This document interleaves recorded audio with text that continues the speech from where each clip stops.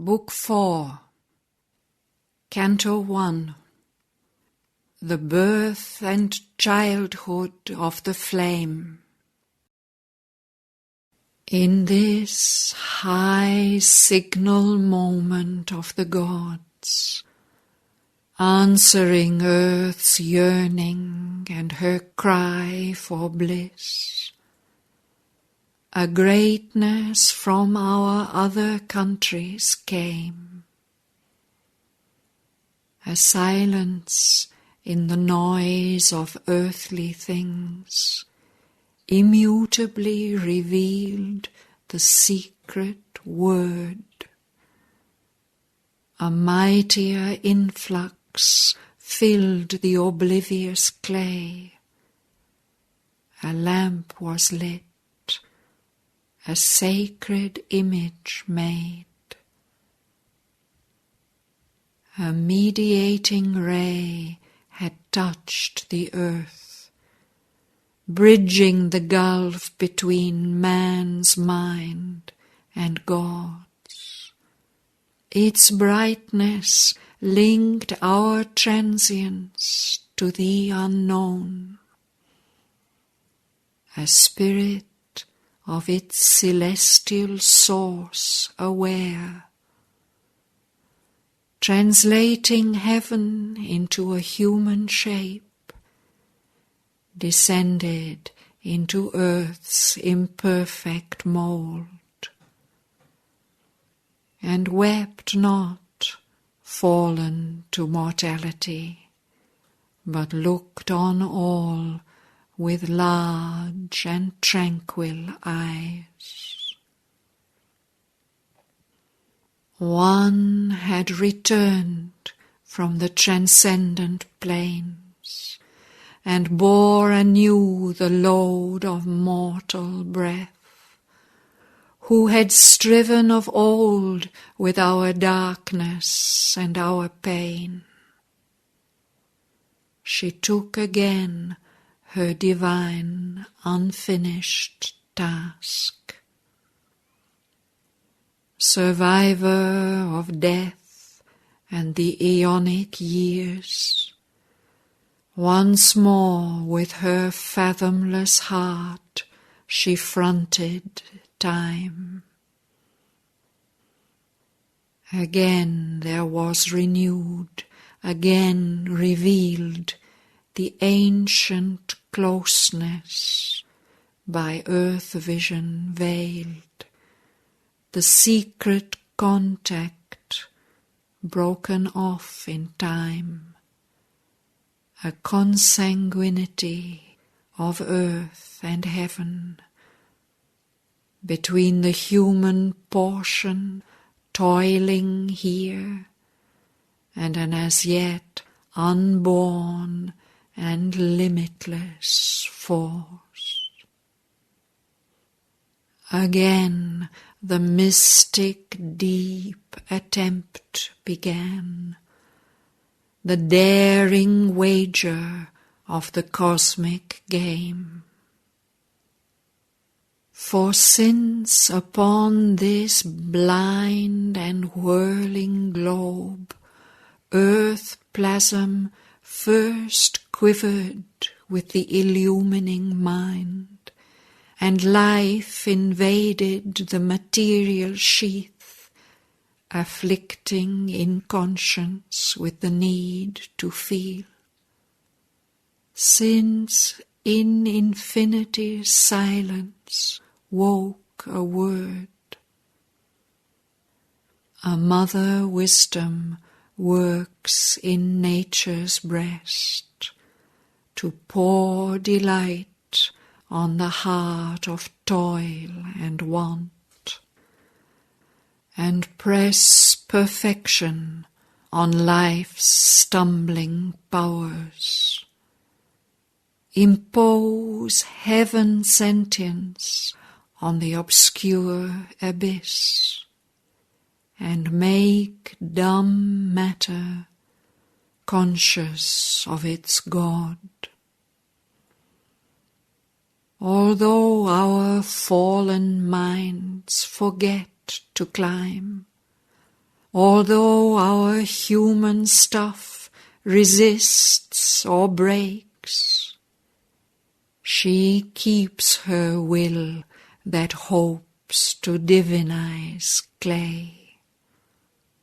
Failure cannot repress, defeat or throw. Time cannot weary her, nor the void subdue. The ages have not made her passionless. No victory she admits of death or fate. Always she drives the soul to new attempt. Always her magical infinitude forces to aspire the inert brute elements. As one who has all infinity to waste, she scatters the seed of the eternal's strength on a half-animate and crumbling mould. Plants heaven's delight in the heart's passionate mire, pours godhead's seekings into a bare beast frame, hides immortality in a mask of death. Once more that will put on an earthly shape, a mind empowered from truth's immutable seat was framed for vision and interpreting act, and instruments were sovereignly designed to express divinity in terrestrial signs. Outlined by the pressure of this new descent, a lovelier body formed than earth had known. As yet a prophecy only, and a hint, the glowing arc of a charmed unseen whole. It came into the sky of mortal life, bright like the crescent horn of a gold moon, returning in a faint illumined eve.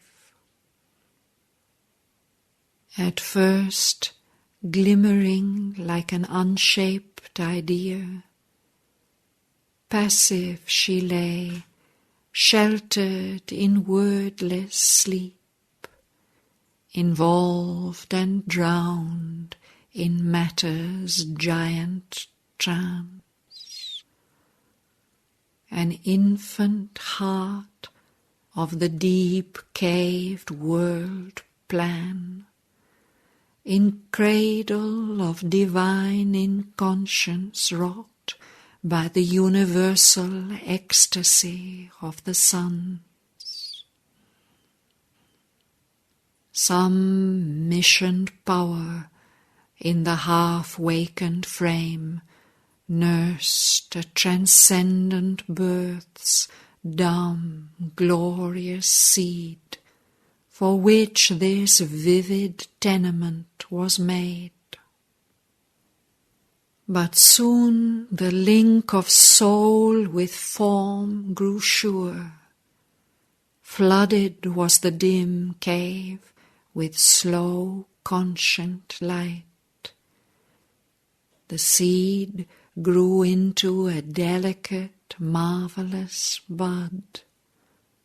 The bud disclosed a great and heavenly bloom. At once she seemed to found a mightier race. Arrived upon the strange and dubious globe, the child, remembering inly a far home, lived guarded in her spirit's luminous cell, alone mid men in her diviner kind. Even in her childish movements could be felt the nearness of a light still kept from earth, feelings that only eternity could share, thoughts natural and native to the gods. As needing nothing but its own rapt flight, her nature dwelt in a strong, separate air, like a strange bird with large, rich-coloured breast that sojourns on a secret, fruited bough, lost in the emerald glory of the woods, or flies above divine, unreachable tops. Harmoniously she impressed the earth with heaven, aligned to a swift rhythm of sheer delight, and singing to themselves her days went by. Each minute was a throb of beauty's heart. The hours were tuned to a sweet-toned content, which asked for nothing, but took all life gave sovereignly as her nature's inborn right. Near was her spirit to its parent sun, the breath within to the eternal joy. The first fair life that breaks from nature's swoon mounts in a line of rapture to the skies. Absorbed in its own happy urge it lives, sufficient to itself, yet turned to all. It has no seen communion with its world, no open converse with surrounding things. There is a oneness native and occult that needs no instruments and erects no form. In unison it grows with all that is. All contacts it assumes into its trance. Laugh-tossed consents to the wind's kiss and takes transmutingly the shocks of sun and breeze. A blissful yearning riots in its leaves, a magic passion trembles in its blooms, its boughs aspire in hushed felicity. An occult godhead of this beauty is cause, the spirit and intimate guest of all this charm, this sweetness's priestess, and this reverie's muse. Invisibly protected from our sense, the dryad lives drenched in a deeper ray, and feels another air of storms and calms, and quivers inwardly with mystic rain. This, at a heavenlier height, was shown in her. Even when she bent to meet earth's intimacies, her spirit kept the stature of the gods. It stooped, but was not lost in matter's reign. A world translated was her gleaming mind, and marvel-mooned bright crowding fantasies, fed with spiritual sustenance of dreams, the ideal goddess in her house of gold. Aware of forms to which our eyes are closed, conscious of nearnesses we cannot feel, the power within her shaped her moulding sense in deeper figures than our surface types. An invisible sunlight ran within her veins and flooded her brain with heavenly brilliances that woke a wider sight than earth could know. Outlined in the sincerity of that ray, her springing childlike thoughts were richly turned into luminous patterns of her soul's deep truth. And from her eyes she cast another look on all around her than man's ignorant view. All objects were to her shapes of living selves, and she perceived a message from her kin in each awakening touch of outward things. Each was a symbol power, a vivid flash in the circuit of infinities half known. Nothing was alien or inanimate, nothing without its meaning or its call.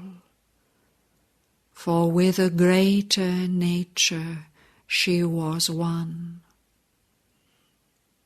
As from the soil sprang glory of branch and flower, as from the animal's life rose thinking man, a new epiphany appeared in her. A mind of light, a life of rhythmic force, a body instinct with hidden divinity, prepared an image of the coming God.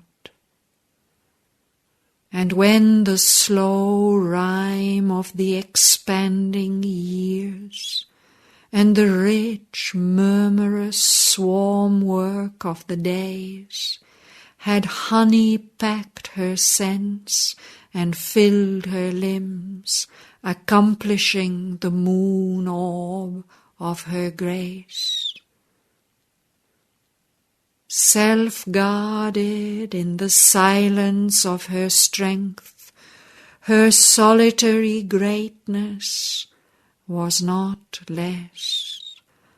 Nearer the godhead to the surface pressed, a sun replacing childhood's nebula, sovereign in a blue and lonely sky. Upward it rose to grasp the human scene. The strong inhabitant turned to watch her field. A lovelier light assumed her spirit brow, and sweet and solemn grew her musing gaze. Celestial, human, deep, warm, slumbrous fires woke in the long-fringed glory of her eyes, like altar burnings in a mysteried shrine. Out of those crystal windows gleamed a will that brought a large significance to life. Holding her forehead's candid, stainless space, behind the student arch, a noble power of wisdom looked from light on transient things. A scout of victory in a vigil tower, her aspiration called high destiny down. A silent warrior paced in her city of strength, inviolate, guarding truth's diamond throne. A nectarous haloed moon, her passionate heart loved all, and spoke no word and made no sign, but kept her bosom's rapturous secrecy a blissful, ardent, moved and voiceless world. Proud, swift and joyful ran the wave of life within her like a stream in paradise. Many high gods dwelt in one beautiful home, yet was her nature's orb a perfect whole, harmonious like a chant with many tones, immense and various like a universe. The body that held this greatness seemed almost an image made of heaven's transparent light. Its charm recalled things seen in visions ours. A golden bridge spanning a fairy flood, a moon-touched palm tree single by a lake, companion of the wide and glimmering peace. A murmur as of leaves in paradise moving when feet of the immortals pass. A fiery halo over sleeping hills. A strange and starry head alone in night.